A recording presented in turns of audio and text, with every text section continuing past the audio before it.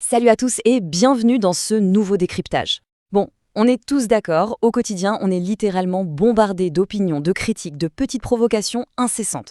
Et franchement, notre tout premier réflexe humain, c'est souvent de monter au créneau, de se défendre ou de justifier ses actes.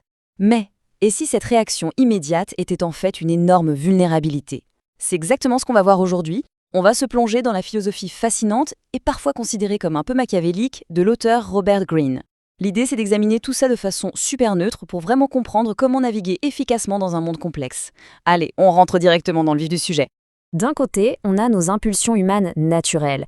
Vous savez, ce fameux réflexe défensif et viscéral de réagir à chaud, de se justifier. Et de l'autre, on a l'approche de Greene qui prend tout ça à contre-pied en proposant l'inverse, le silence, la pause, le contrôle absolu. Le point central ici, c'est de comprendre que céder à l'impulsion immédiate a presque toujours tendance à affaiblir notre position. On capte très vite l'écart immense qu'il y a entre une simple réaction émotionnelle et une véritable maîtrise stratégique de soi. Pour structurer un peu notre exploration de ces 7 secrets du pouvoir, voici le cheminement qu'on va suivre. On commencera par le piège de la réaction, puis le pouvoir du silence, l'art de l'attraction, l'armure psychologique, le succès comme réponse, et on terminera par l'état de détachement. On attaque donc tout de suite avec notre premier concept, le piège de la réaction. Celui qui réagit et celui qui est sous influence. C'est assez frappant quand on y pense, non ? Quand une provocation survient, c'est exactement comme si on nous jetait une ligne de pêche dans l'eau. Mordre à l'hameçon, c'est se faire attraper. La véritable puissance, elle se trouve dans cette fameuse pause, ce tout petit espace précieux entre ce qui nous attaque de l'extérieur et notre réponse intérieure. Si on y réfléchit bien, la personne qui réagit au quart de tour ressemble un peu à un enfant en pleine crise, alors que celle qui maîtrise cette pause, c'est le grand maître qui observe sereinement son plateau d'échecs. On passe à la suite, le pouvoir du silence, ou l'art de l'impassibilité.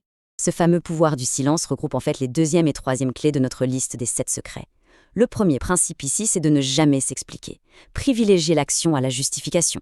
Parce que, soyons honnêtes, donner des explications qu'on ne nous a même pas demandées, ça donne souvent l'impression de s'excuser et ça fait chuter notre statut direct. Les actes doivent parler d'eux-mêmes. Le deuxième principe, c'est de dissimuler ses intentions. En ne disant pas tout, on se fabrique un vrai bouclier stratégique. C'est exactement comme un joueur de poker pro qui masque son prochain coup. Ses adversaires ne peuvent rien anticiper, ils se mettent à douter et ça offre un avantage énorme. Étape suivante, et c'est passionnant, l'art de l'attraction, ou comment faire venir les autres à soi. La rareté crée la valeur. Ça, c'est une mécanique incroyablement efficace. Le désir pour ce qui est difficile à obtenir, c'est une force super puissante, presque ancrée en nous. En créant volontairement un petit vide, en se rendant juste un peu moins accessible, on attire naturellement l'influence et le respect. Et ça, sans même courir après qui que ce soit. C'est hyper subtil comme méthode pour augmenter sa propre valeur perçue. Instinctivement, l'être humain est irrésistiblement attiré par ce qu'on ne lui offre pas sur un plateau d'argent. Ce qui nous amène à notre quatrième point, l'armure psychologique, et plus particulièrement le masque émotionnel. La différence d'approche est flagrante ici. D'un côté, on a l'émotion brute. Le souci, c'est qu'elle expose nos peurs, révèle nos doutes intérieurs, et ça nous met instantanément en position de faiblesse.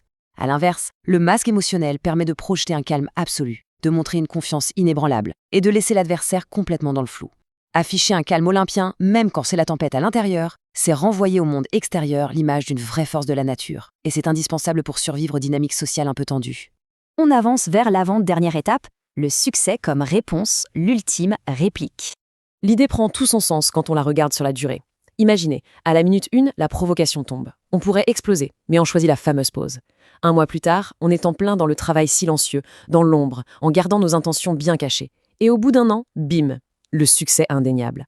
On peut débattre pendant des heures sur des rumeurs, des mots ou des critiques, mais un bilan de réussite éclatante, ça éclipse absolument toutes les ombres. Le succès devient une lumière tellement forte qu'elle rend toute tentative de déstabilisation complètement obsolète. Et nous voici déjà à notre dernier grand concept, l'état de détachement, ou comment devenir intouchable. Alors attention, le détachement émotionnel, ce n'est pas du tout le fait d'être froid ou indifférent. C'est plutôt l'observation chirurgicale de ses propres émotions. J'adore cette image. Évidemment qu'un bon chirurgien ressent de l'empathie pour son patient, mais pour lui sauver la vie, il doit équilibrer ça avec une analyse purement logique et objective. Dans les situations à fort enjeu du quotidien, c'est pareil. Observer ses émotions sans se laisser noyer par la vague, c'est ce qui nous garde l'esprit clair. Et c'est la clé pour prendre les décisions stratégiques les plus justes.